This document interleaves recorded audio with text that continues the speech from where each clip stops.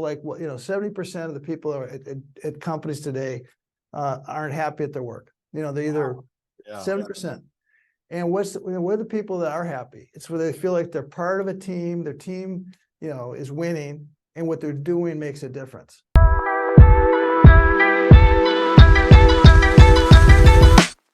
Hello, everybody. Welcome to another edition of the Breakthrough Code Show. And this edition is going to be one you definitely want to listen to and tell all your friends about.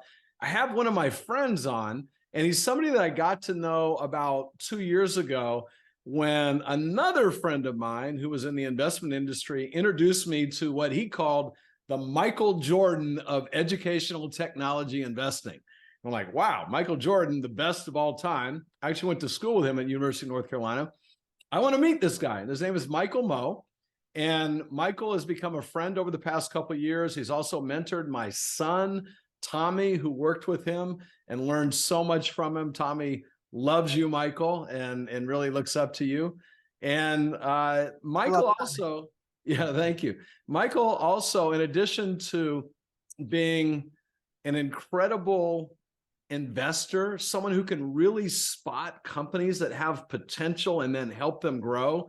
And he's done that with so many companies that are billion-dollar valuation unicorn companies. Actually, even before that, back in the day, he spotted companies like Starbucks and what were some of the other ones that you found way back in your analyst days, Michael?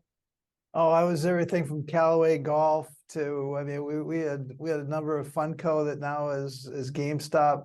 So I'm lucky to be involved with a lot of great companies over the years. Amazing. And now, as you can see in the background, he is the founder and CEO of Global Silicon Valley, amazing company that helps a lot of ed tech companies really get up and going, finds them, invests in them, helps them grow. They run a huge summit here in San Diego, where I live, where thousands of people come every year, and it's called the Davos of Ed Tech.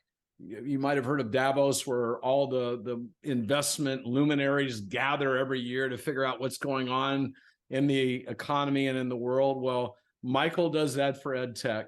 But today, what I want him to focus on, and I want to hear a little bit about his background, I want him to focus on how we as entrepreneurs or leaders in different companies and organizations can find ways to grow whatever we're working on, through mission. He wrote a book called The Mission Corporation, which I absolutely love, and we're going to talk about that. And then I want to make sure I also mention, he's not a one-trick pony. He's not just great in business. He's an amazing husband, been married for many, many years, and he has amazing children. I got to meet Maggie, his daughter. She had read the Breakthrough Code, and then she was on a session that we did with some people who had read the Breakthrough Code. And it was just really fun watching, Michael, you and your daughter, and seeing the closeness and the love you have for each other. And for me, when I look at a successful person, to be truly successful, I look at your children. I look at your wife, and I look at your children, your husband, your children, and you check all the boxes. So, Michael, it's really great to be here with you. Thank you so much for being on our show. Well, thank you for that very kind introduction. It's really a privilege to be with you. And I'll just make the point about my daughter, Maggie. Yes, I had her read the Breakthrough Code because I thought it was such a great book. And it just had an incredibly profound impact on her.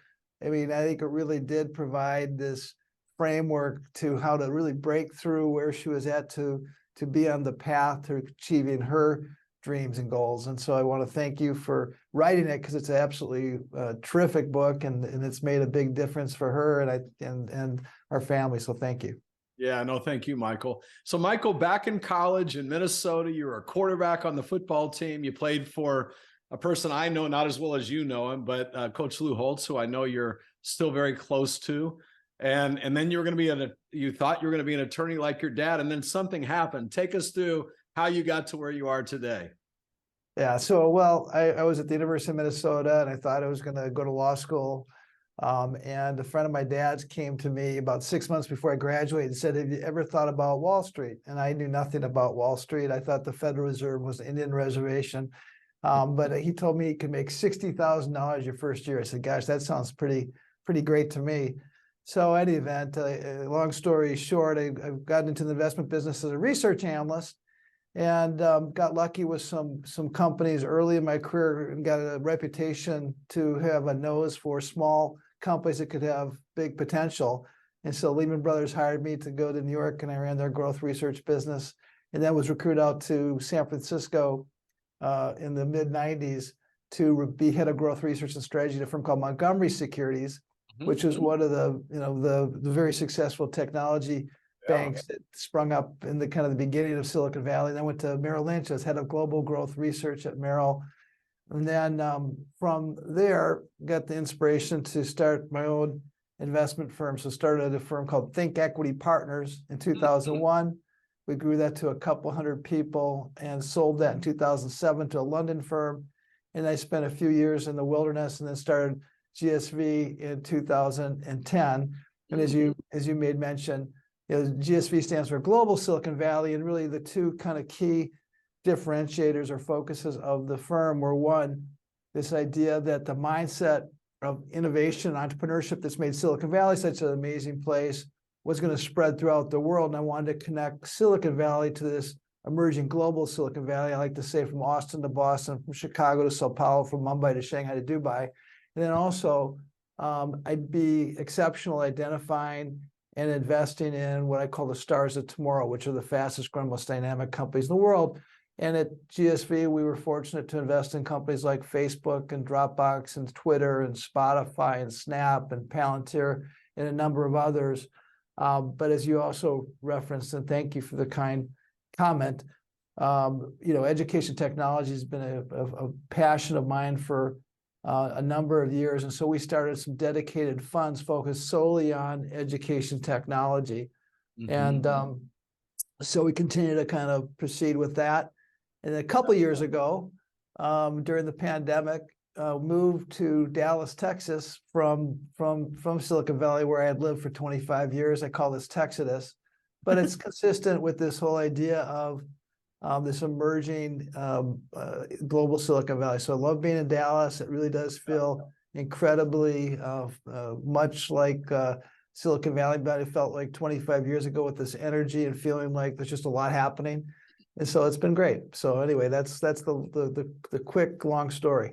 Yeah. So I didn't know that GSV is only 13 years old. I mean, you've built it so quickly into a firm that people look at when they think of ed tech and come to your conference, which, I mean, your conferences are 5,000, 8,000 people, something like that, right? I mean, I know prior to COVID, they were bigger, and then now they're building back up after COVID.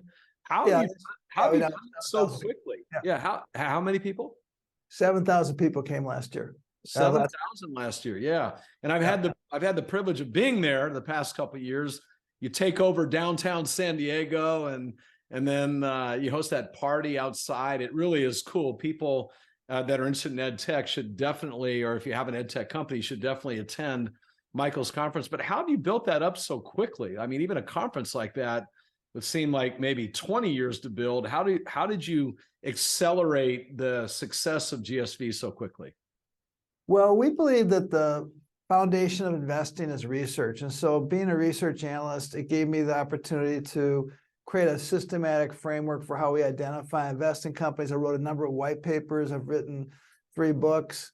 And my job when I was a research analyst at every firm I ever was at was running the conferences. So I had some of that skill set in me, and had been involved with education technology before we started with GSV. I wrote a white paper in the mid-90s called The Dawn of the Age of Knowledge, in it forecasting the emergence of the knowledge economy, how the internet was going to change everything, and how education was really going to be at the center of the knowledge economy. So I had that reputation before we started the conference in partnership with Arizona State. So we were able to kind of jumpstart that when we launched that. Yeah, we're going to talk about more than educational technology as we go into this, but define educational technology for people, because some people might not know exactly what types of companies we're talking about. It's pretty broad, but could you give us some examples of companies and a little bit of a definition of educational technology and the impact you think it will have on all of us in the future? Sure. So back to this idea of a knowledge economy, what you know, your education makes a difference not only for an individual, but for a company, and for that matter, a country. So we look at the education technology area as one that anything that helps people and organizations get the knowledge they need to be effective to reach their potential.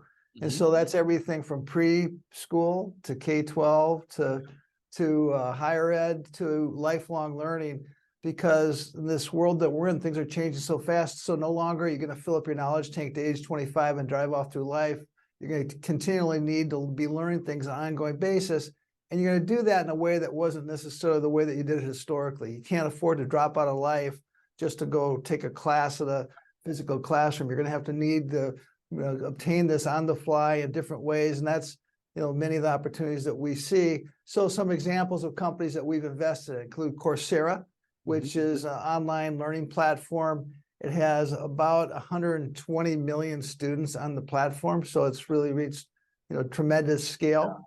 And what we think technology, what the internet can do is democratize learning, increasing access, lowering the cost, and we think ultimately have the opportunity to improve the quality of learning. You're starting to see this with ChatGPT, how that's being integrated in the learning process in really kind of remarkable, profound ways. And again, this democratization to me is so important, not only from an investment opportunity, but also from a society standpoint. Your future, when the education is so critical to what your opportunities are, your future shouldn't be determined by how well you selected your parents. And so we think that can make a huge difference. So other companies that we've invested in include Class Dojo, which has about 60 million students, parents, and teachers on the platform. A company called Guild that works with major corporations, upskilling, reskilling their employees. A company that's called Learneo that used to be Course Hero. They changed their name as they kept on to broaden their portfolio. All these, though, have the commonality of being able to bring high quality at lower cost in an accessible way. That's awesome. Just out of curiosity, what do you see happening with traditional higher education? Any look into the future that you've got on that? Well, I think it's going to have to change. I mean, on one hand, obtained knowledge has never been more important.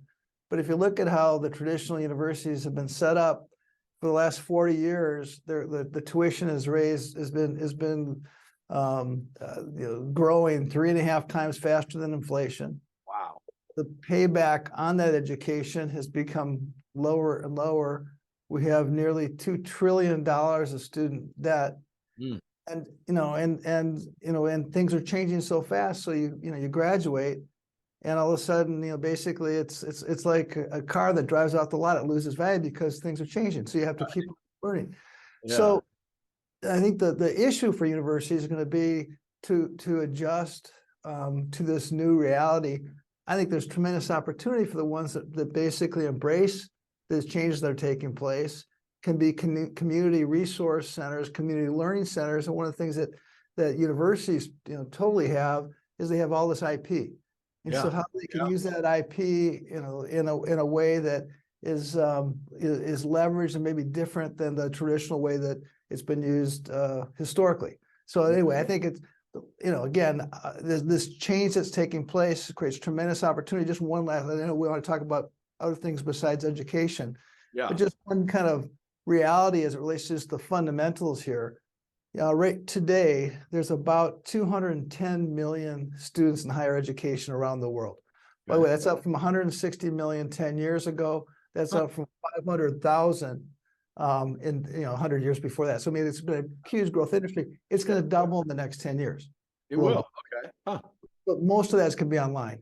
And again, I think the systems that we've thought about historically need to be reconceptualized. But anyway, that's very interesting. Yeah. Quick analysis on that. Yeah, no, thank you. That's really, really interesting because I see more and more, like even was at a party a week ago, a very successful family, 2 entrepreneurs that have both sold companies for a lot of money. They have a very bright young son, and he's talking about, not going to college and just, learning, not needing to learn in that way. And they want him to go to, a good college like an MIT, which I think there still could be some value in that, obviously. But this is really, really interesting because I had heard that higher education was declining, but it's declining just from the traditional way of physically locating in a location and going there potentially. But you're saying it actually is going to increase, but it's going to be more online, which is fascinating. Yeah. I think it's both going to increase because you're going to be a lifelong learner. Okay. And you're going to continually need to be refreshing what you know. Yeah. It's being impacted negatively as people look and say, gosh, you know, I'm spending $250,000 or $300,000 for a 4-year degree. Yeah. And if I get some certification or if I go into a trade, I can make really good money and, you know, maybe I change. But so you're seeing a lot of dynamics, which again, I think is healthy, interesting. It creates interesting opportunities for entrepreneurs. Yeah, it is healthy. I think we all, you know, we all have a tendency, or most people have a tendency to want things to be like they were. That's not happening, people, right? That's why we need to have, you know, ideas on how to break through and think beyond where we are. And you do that a lot. And you've had me on your boot camp a couple years in a row where you invite people in, and I don't think you even charge them, do you? You have this boot camp, or is there a small fee? I'm not sure. Do people pay to go do it? No, we it's free, and our expectation will always be free. Yeah. We look at it as several things. One, we love to share our knowledge with other people, and we want to build goodwill. So entrepreneurs out there that, you know, have this dream, they want to bring it to life. We want to help them do that. We also think, you know, just, you know, in terms of down the road, if they do well, you know, we can have a relationship with them, and that's everybody wins, and that's kind of how we look at that. Yeah, so it's really cool. All these entrepreneurs come together. It's online. You're coaching them, teaching them. You bring in other thought leaders. I've had the privilege of being in, I think, the last 2 or 3, I can't remember.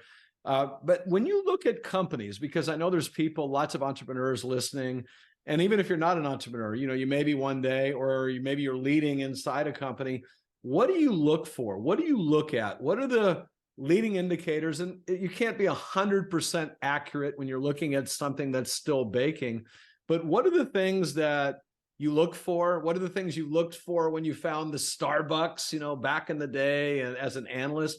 What are things that make a great company that you can see when it's being baked, when it's being started, when it's starting to rise up?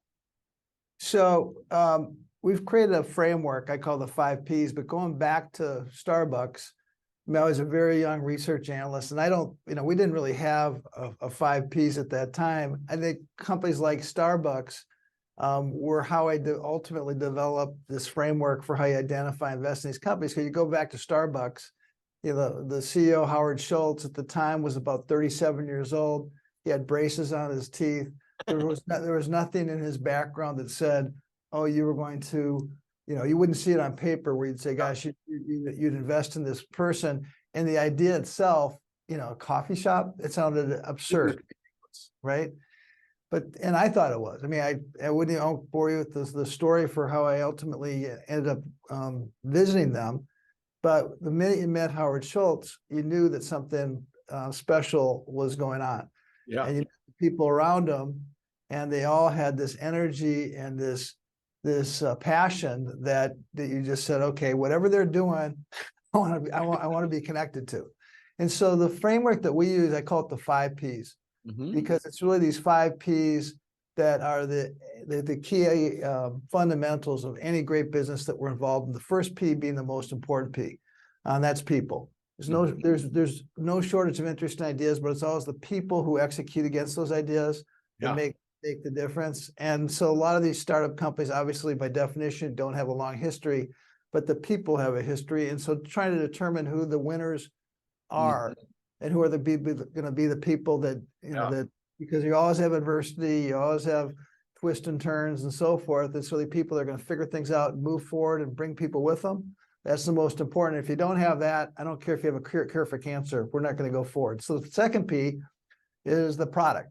What makes a company special, different, or great? I believe strongly in investing in leaders, companies that have a claim to fame to what they do. It might be a niche, but it's a claim to fame. And we look at technology businesses and the internet specifically, it's all about disproportionate gain to a leader in a category. The third P is potential.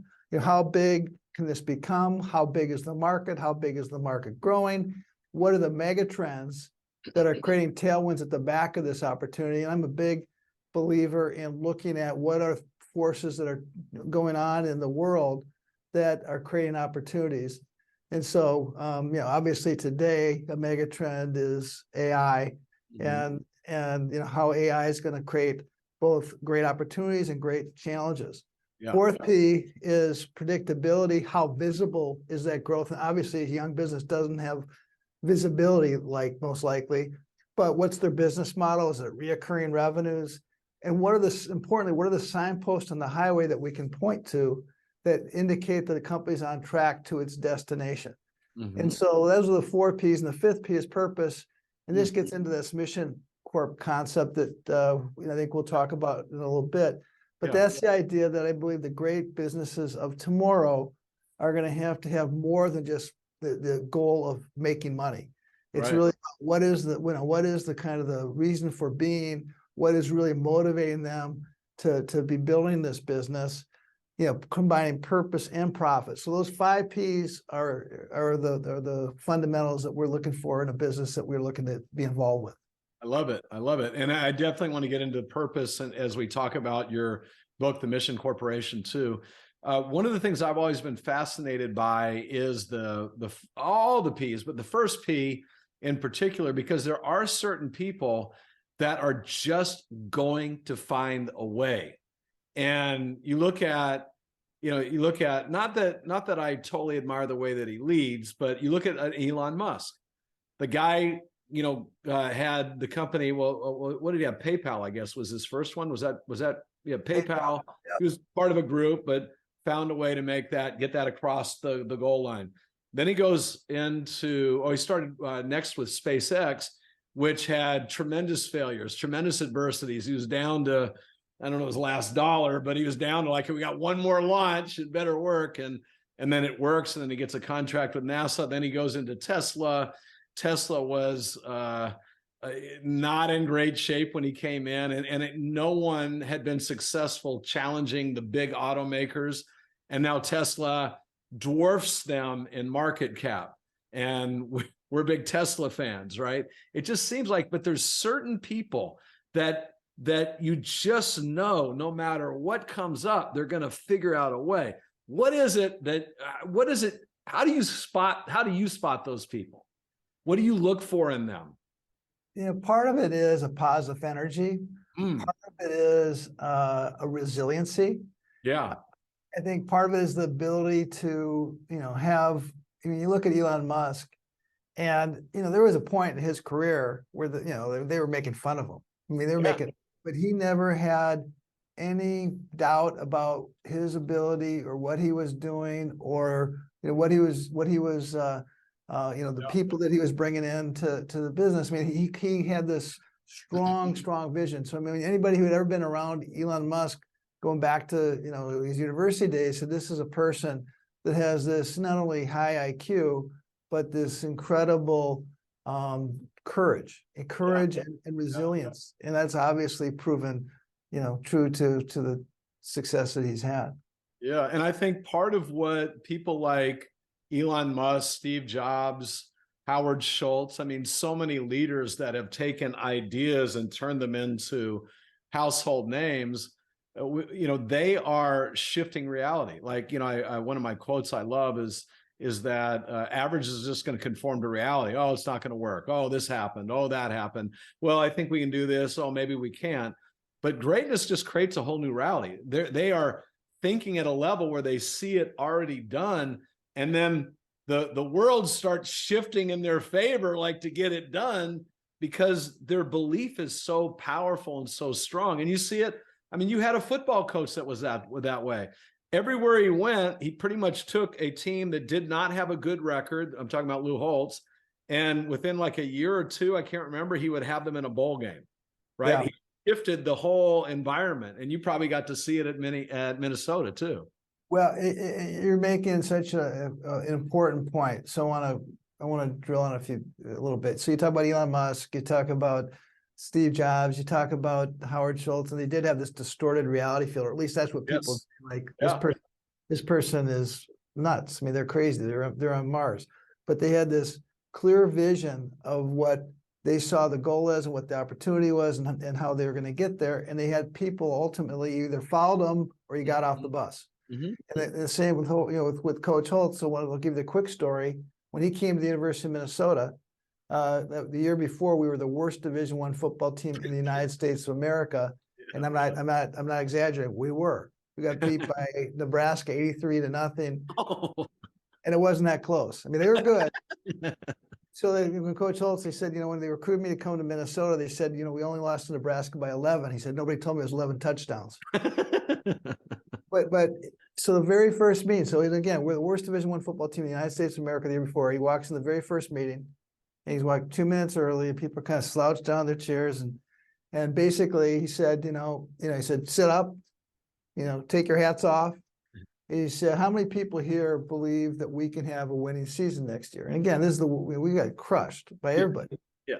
You kind of knew what the right answer to the test was. So I'd say, 3/4 of the people put their hands, maybe we can have a winning season next year. Because how many people here think we can win the Big Ten? Maybe a quarter of the hands are up, which is, they didn't really believe it, but a quarter of the hands are up. How many people think we can win the Rose Bowl? For 500, how many people think we can win a national championship? I think 2 hands were up, and one of them wasn't mine. So it said, well, if that's not your goal right now, if that's not your expectation, you should leave the room, because that's where we're headed. Wow. And the truth is, the same cast of characters that were the worst team in the United States were competitive for a Big Ten championship, went to a bowl game, won a bowl game. Yeah. And what changed was the mindset. It was little things made a huge difference. Mm-hmm. And that's what kind of influenced me as much as anything about leadership. Yeah. And you talk about being able to have, to see a vision of where you want to go and believe that vision. We used to close our eyes and visualize what it was going to be like to play that game. That's very powerful stuff, and it works. So anyway, finding exceptional, it's very difficult to find exceptional leaders, but exceptional leaders, when they're truly exceptional, they bring other great people around them and they make magic happen. Yeah. And so, when all said and done, you want to find those magicians. Absolutely. One of my friends was a guy that wanted to be a Navy SEAL, but he didn't figure that out till he graduated from college and got a job in a Big 8 accounting firm. And so but he didn't like it. And so he's walking down the street of New York City one day, a street in New York City, and he goes by a Navy recruiting office, and he sees this poster of, Navy guys. He didn't know what they were. They were Navy SEALs. And he's like, wow, that looks really cool. And there's all this grimy stuff. He's in a suit. He's got an office in New York City. And so he goes in there and he says, I want to do what those guys are doing. And the recruiter looked at him. He's like, what? Why would you want to do that? Like, that's really hard stuff. You have a good job. You should just go back and do it. He goes, no, I want to do that. And then the Navy recruiter said, you can fill out an application, but you're really wasting your time, because we only take 2 people outside of the Navy every year. And that's just to try out. And then most people that try out don't even make it. Now, all my friend said, all he heard was, I don't know who the other guy is, but one of those spots is mine. Yeah. But then for 8 months, and this is sometimes what it takes, for 8 months, he would set aside time every day and see himself, not getting called up saying you get to try out, but seeing himself all the way through the process as an officer in the Navy as a SEAL officer. But he didn't hear anything for 8 months. And the guy had already told him, don't expect me to ever call you back, because you're not going to get it. And so 8 months in, though, it was so clear in his mind, like he could see it, feel it, believe it. Like we talk about in the breakthrough code, and he gets the call. The guy said, I don't even know. I can't even believe I'm calling you. You got one of the spots. And of course he said, I know I did. But you said something else about leaders. He went into the training. There's 170 people starting in his class. 17 graduated. Now, when you start off the training to become a Navy SEAL, you get assigned to a boat, these big rubber boats you got to lug around, and it's called your boat crew. And you have the same boat crew until you start losing people. And then other boats lose some, and they might start combining. But my friend, his name was Mark, he was the leader of the boat crew. his boat crew of, I think it was 7 other guys, out of the 17 people that made it through the training, 170, you had 153 tap out, 17 made it through. Mark and all 7 of his boat crew made it through. No other boat crew was even close to being intact, the entire boat crew. That's what great leadership can do, because as you said, like Coach Holtz walked in that room and he set a vision so much higher than any of you had in that room. It was like 10x probably from what any of you had, but he believed it was possible. And then maybe not all of you, but enough of you like bought into it where you challenged for a Big Ten championship and won a bowl game. And then of course, Holtz went on to some other university to do it, right? Or he probably went to Notre Dame. He went to Notre Dame, like his dreams. Yeah. But that is so amazing. And that is what you see in great leaders, though. I've seen several in the companies that I work in tech, and you can spot them and you can almost see them. You can almost see them walking across the campus. They just walk differently. They stand differently. They talk differently. They've got a different energy. But I will say this, I believe people have potential to do that. It's just a few have. Like it takes courage. It takes courage for Lou Holtz to go in there and say, how many of you are here to win a national championship? He could have set the sights lower, been, I want the team to like me, but he just set it big. And I just love that. I love it when we're around people like that. You get to be around so many people like that. Well, I think life teaches people, even people with the potential to be great leaders, to be realistic, quote unquote. And I hate that, by the way. Be realistic. I don't like it when people tell me be realistic. and conform to the ways that you're supposed to act and not be out there, or to have these things that seem outrageous, or one of the things that I hear about people is they're grandiose. And grandiose because they have this dream of changing the world. Yeah. Well, you know what? That's the people that do change the world. I mean, that's right. I mean, you don't do it by accident. You don't do it, say, well, I'll do my very best. Yeah. You don't, I mean, it's you have to start with this, and the people call that distorted reality field, but it's that distorted reality field that makes all the progress. That's right. And we're always distorting the reality field. We're distorting it with being average too. We're distorting the reality, the field to be average, right? The people around us to be average, the customers around us, the team around us to be average. I think everything we do, because we talk about, and I've talked about this with you, everything we do is created twice, first inside and then on the outside. And what people have to understand is that the thoughts Steve Jobs had inside his head when he came up with the crazy idea of putting all these things on a phone that we now take for granted. But can you imagine being in the room when he first told engineers, right, here's what we're going to do. And they're like, no, you can't do that. I mean, I guarantee you most of that room was like, this is crazy. Like, you can't have a phone, a browser, apps for all sorts of things. You can't do, and a phone and texting. You can't do all that. And now we take this for granted. When you and I were growing up, this is crazy. Like, this is not, we had phones you had to dial that were attached to walls and when you were gone, your parents didn't know where the heck you were, right? Now we all, where are you? But this is because people shifted reality. They didn't just accept it. They didn't say we always have to have a rotary phone on a wall. And you're leading this charge by investing and finding these companies, which I'm so excited about. What I want to get into a little bit too, which I loved your last book, The Mission Corporation. And you talked a little bit about purpose, how purpose is so powerful. In the Breakthrough Code, I suggested that when we attach what we want to create to something bigger than just having that, to our purpose, a reason that we're here on this planet, it has more power, because I think we have this ultimate, almost from God, blessed from our Creator, this power to go forth and create. And especially if we can attach something in the third dimensional world that we live in that we call reality, right? If we can attach creating something to our purpose, we have more willpower, we have more grit, we have more creativity because there's just so much power behind that. But talk to us a little bit about your vision for companies and the Mission Corporation, how you wrote about that. Yeah. Well, just first to go back, when you think even of great leaders that you just referenced with, Steve Jobs and Elon Musk and Howard Schultz. I mean, I think about Howard Schultz. I mean, he's created a coffee business. It's worth over $100 billion. But his vision when he started this wasn't like, how do I get incredibly rich, or how, what's the way that I'm going to stuff the most money in my pocket the easiest? It was always, could he have an impact? Could he influence the world one cup of coffee at a time?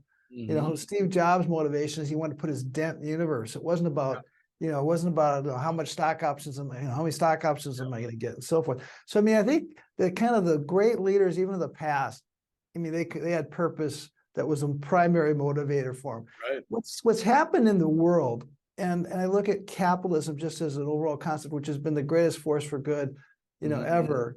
But I mean, there's some problems that have been created with it.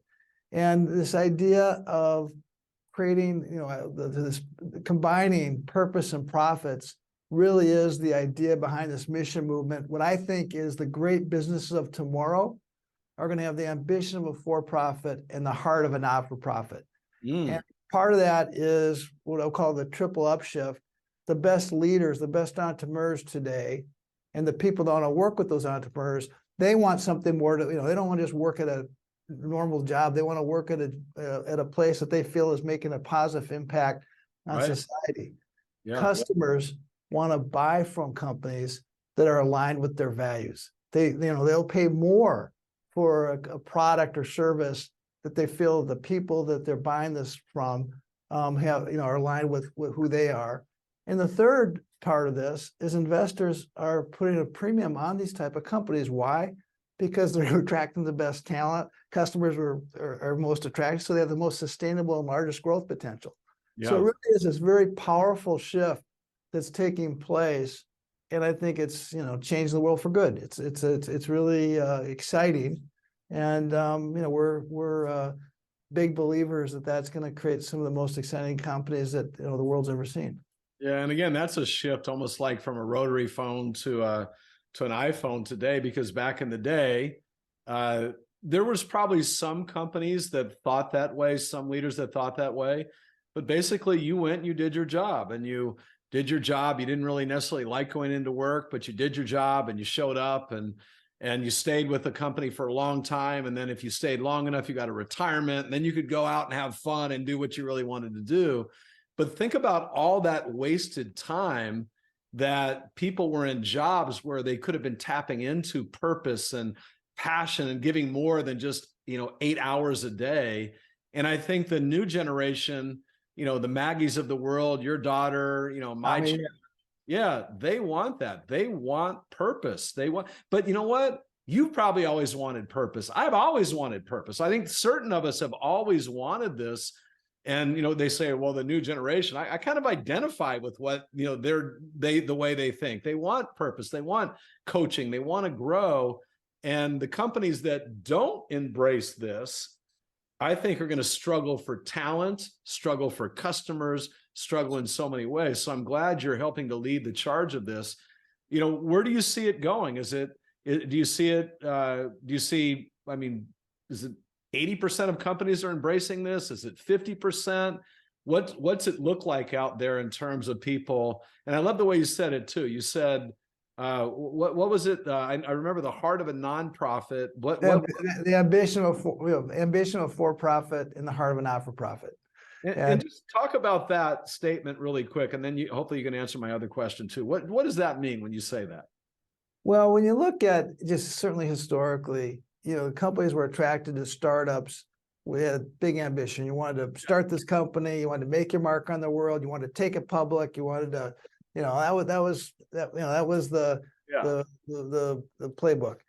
And that's still the playbook in terms of ambition, like that. Like, I want to make my dent on the universe. Mm-hmm. But the way I'm going to make my dent is it's going to have positive impact for society. It's going to be solving problems that the world needs to solve. It's going to help people. It's going to make my community better. I'm going to influence the people that work with me. That purpose and profits combination, that ambition of a for-profit, this heart of a not-for-profit, are really the key ingredients, particularly when you look at how, the best businesses are structured today. When you talk about, 30, 40 years ago, 50 years ago, the big businesses were industrial manufacturing companies. You had this top-down, infrastructure. You had the, very few people at the top, and then all the people that work for them. Yeah. Well, increasingly, you're looking at these kind of flat organizations, knowledge workers, and you're all kind of partners in this. And increasingly, what you see the research showing is that successful organizations today, I believe tomorrow it's only going to be more of this, but people want to feel like, 70% of the people are at companies today aren't happy at their work. They're either 70%. And what are the people that are happy? It's where they feel like they're part of a team. Their team, is winning, and what they're doing makes a difference. Yeah. So I mean, this is the future, and again, I think it's great. It's great for it's going to attract the capital. It's going to attract the talent, and and I think that when you look at what's going to be celebrated, it's going to be these companies that truly are making the world a better place. I love it. I saw a movie a long time ago called We Were Soldiers. I don't know if you remember that movie. It was about a battle in Vietnam, and it was starring Mel Gibson. And I'd read the book about it because my dad was in Vietnam, so I was curious to see the movie. But there was a really cool scene where this young officer, maybe he was a lieutenant, and then Mel Gibson was the colonel, that was quite famous, true story. But this young guy, his wife had just had a baby. And so he was at church, and he was praying at a church, and Mel Gibson, his boss, is probably his boss's boss, but wanted to come congratulate him. So he found him at the church, and he knelt down next to this young lieutenant. And the young lieutenant was very worried, because he was saying, how can I be great at what I do at work as an Army officer and be a great dad? And he was very concerned, and he looked up to Mel Gibson's character, who's in reality was an amazing man. As General Hal Moore was the true person, who was an amazing, amazing man, great father, had several children, but was known as a great dad, but a great leader. Like, he was the guy that, in that battle said, I'll be the first person to put my foot on the battleground, and I'll be the last to leave, right? No man left behind. And he was. He didn't send his men out first. He was the first one that landed in the thick of this battle. And then at the very end, he made sure everybody was accounted for and off the battlefield before he got on a helicopter and flew back. But his advice to this young lieutenant was, because the lieutenant said, how do you do it? How are you such a great dad and such a great leader also? And he said, I look at what I do as a dad makes me a better leader, and what I do as a leader in my work makes me a better dad.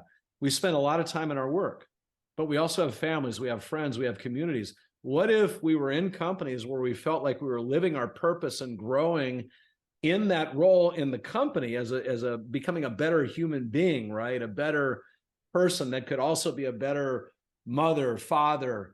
I think that's the opportunity. And not that companies need to, plan on how to teach us to do that, but providing a place where we can have purpose makes us want to grow in that job, not just turn our 8 hours in, where our spirit is growing and we come back better to our families. And I love that concept. What percentage of companies do you think are there now, and where can you see it going? And the other reason this is so important, Michael, I have had talks on this. There's a lot of people right now that are down on capitalism because they're still viewing it the old way, right? The way that, they go in there, you work for them, you retire, you get a little piece of whatever.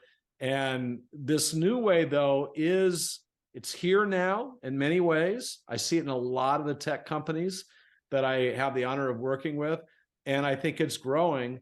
But what are you seeing out there? Like, is it really gaining more and more momentum? It really is. And it's, when you talk to somebody in the, Gen Z, I mean, it's like, if it's not 100%, it's, it's pretty darn close. Yeah. Millennials, I think, is when you start to see this shift. I'm gonna give you a little analogy that I use when I think about this capitalism being broken, because it's still, I mean, the fundamentals of capitalism are great, but it's been hijacked a bit. And so capitalism, Nation at Risk, was written by Adam Smith in 1776. And he talked about this invisible hand kind of guiding people's behavior. Yeah. And it worked pretty well for a long time. I think it got hijacked a bit, but people don't necessarily know that in George Washington's inaugural address in 1789, he talked about the invisible hand too, but he talked about this invisible hand that people were really motivated by seeking purpose and have and finding how they could really have meaning in their life. Yeah. And what I believe is that George Washington's invisible hand can fix Adam Smith's broken invisible hand. Together, you get the future of capitalism, and that is a very powerful framework that I believe, to your question, I mean, that is the winner, and that's what's happening today.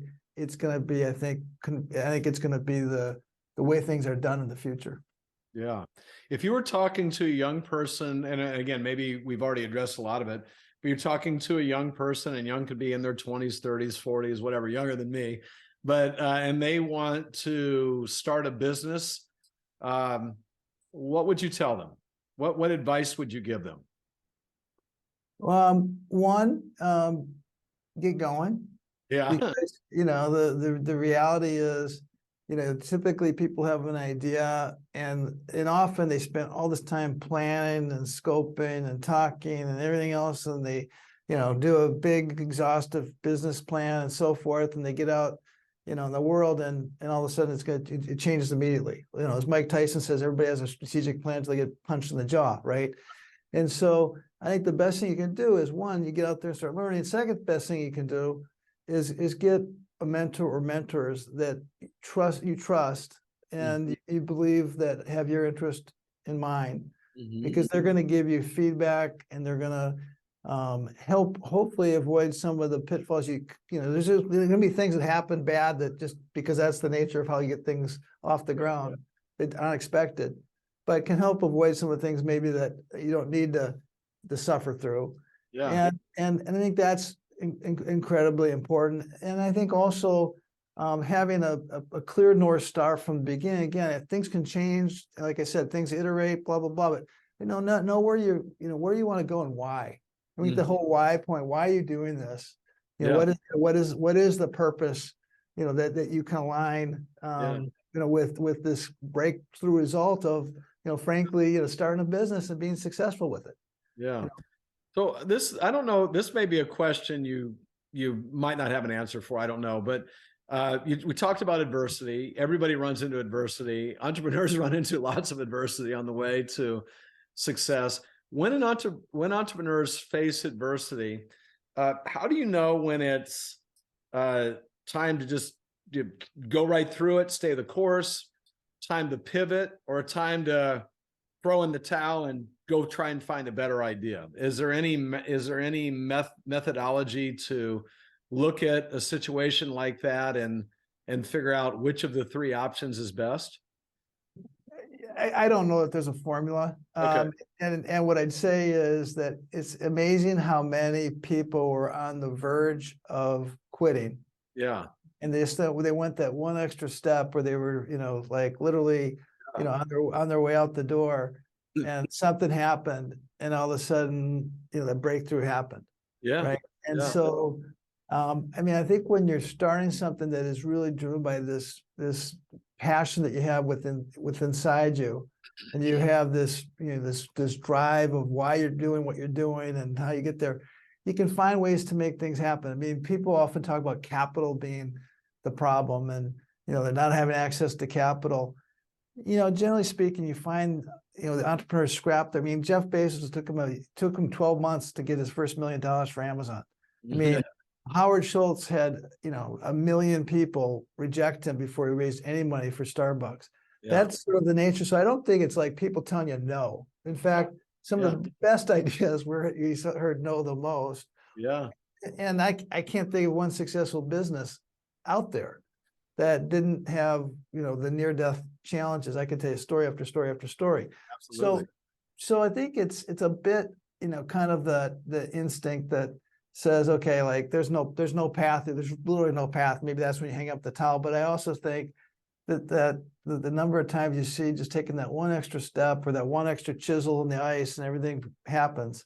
That's, you just, and even when the people around you are telling you quit, Yeah. that's not necessarily the time to do it. In fact, it might be the time you're getting closest to winning.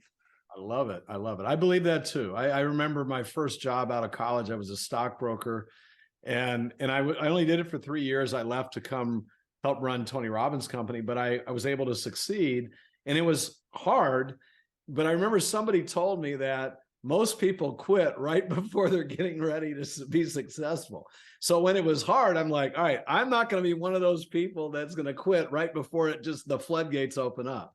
Right. And that's I mean, that's what my experience has taught me, that that's almost when it's the most painful is when you're the closest. Yeah.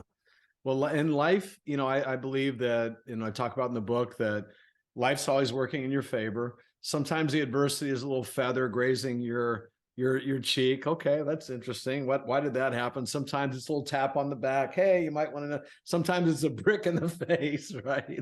But I think it's when you are on purpose and going in a direction that you are passionate about, that feeds your soul, you are going to have some corrections that are going to be, if you're not doing the right thing, some adversity has to come into play to get you to think differently, right? To get you to reach out to somebody, to get you to try something you never would have tried. So, yeah. So when adversity hits now, how do you think about it? When something happens, like, oh man, like I'll tell you afterwards, I'll tell you how I do it, but what do you do? Well, what I try to do Yeah, me too. Try to do exactly. is think of it as one step closer to success. I really do. Yeah. Because I do believe that. To all the things you were saying, I think that when you have these things happen, you say, okay, how do I learn from this? Yeah. How do I adjust? Because I do think this is just it's part of this process, and it's kind of telling me, if I'm listening closely, it's helped pushing me towards my goal in a way that may not be fun, but it's constructive. Yeah, I love that. And what I have trained myself to do, and again, I'm not perfect at it. Sometimes I mope for a few minutes, and because what's really happening when things don't go the way you want them to, you're still addicted to not. And by the way, it doesn't mean that adversity is knocking you off the path of getting to your ultimate result. It just means the path is going to be a little bit different, right? It's not the way you expected. I thought, well, I'm going to do this, then we do this, then we do this, and ta-da, there we are. And we get a little addicted to the way we think it should go. The universe has different ideas sometimes. The universe is going to surprise you, and it needs to, because you don't exactly know how to get. If you have a big enough idea, you should not know exactly how to get there anyways, right? It should be beyond your field of reckoning. Like you said, you've got a plan, but then you get punched in the face, and all right, well, now what's the plan? And so when overcoming the addiction to wanting it to go a certain way, which I used to have that, it's got to happen like this, that's the way I planned it. Overcoming that and being okay with letting go of that and not needing it to happen that way. And then literally with gratitude saying, even when some really crappy stuff has happened, right? I just say, thank you. Now, how do I milk this? Where's the lesson in here that I can take and use? And I've tried to teach my kids to do that, because they've gone through, some challenging times, as young people do. And when you start to think that way, then you become a little bit unbeatable, right? Because it's like, hey, whatever, like, it's just making me stronger now. Yeah. I think the natural tendency is say, why me, for me? And I think the healthy way to evolve to is to say, lucky me, because this means I'm I'm going towards my dream, and this is just the process. I Yeah. mean, I think of, one of the great books for an entrepreneur to read is Phil Knight's book, Shoe Dog. Love And it. Shoe Dog, oh, it's just unbelievable. I mean, you couldn't make this stuff up. I You mean, can do so many things. Yeah. it did so many things, but ultimately, it got to, Yeah.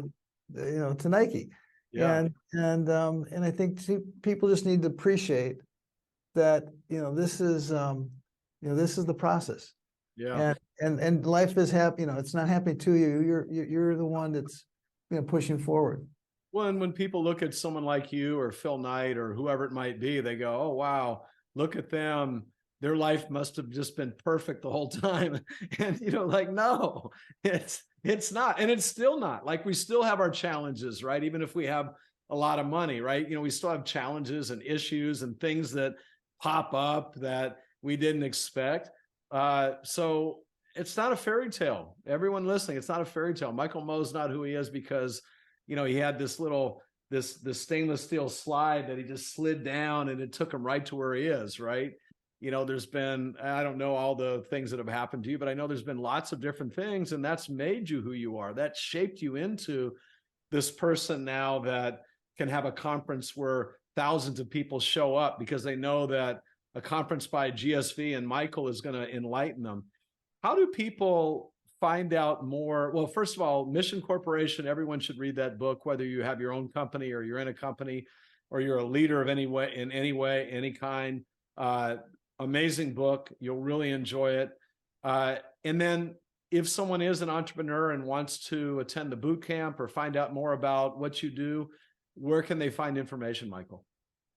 GSV.com is a start. Yeah. There's a GSV Startup Bootcamp website that you can also explore that path.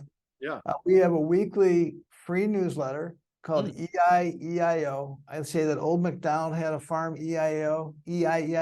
Well, new McDonald has a startup EIEIO. It's about entrepreneurship, innovation, education, impact, and creating equal opportunity. So we put out a weekly newsletter talking about the entrepreneurship and the innovation economy, so that you can sign up that way. But yes, I mean, the best place to start is the GSV.com website. Awesome. And then just kind of parting words. You've had so much great wisdom. You're such a enlightened, I think, very, very enlightened leader, enlightened human being, wonderful friend, person. But final message to everybody listening. Yeah, I mean, I think the best thing parting words I can give you is just don't stop believing. I think people having, tapping into this voice inside of you that's telling you that, you're looking for how to fulfill your purpose in life and what can you do to make a difference. I mean, listen to that and don't hesitate, go for it. You get one life. I like to say, make your dash count. Yeah. Make your dash count. Yeah. And if you need help going forward and making sure that voice inside is strong, check out Michael's work, get that weekly newsletter. I know that's going to keep you on track, and please keep listening to the Breakthrough Code Show. Tell your friends about it. Thank you everybody for listening. Michael, amazing job. Thank you so much for being on with us. Thanks, Tom. It's been great. Appreciate it. Awesome. Thank you. All right.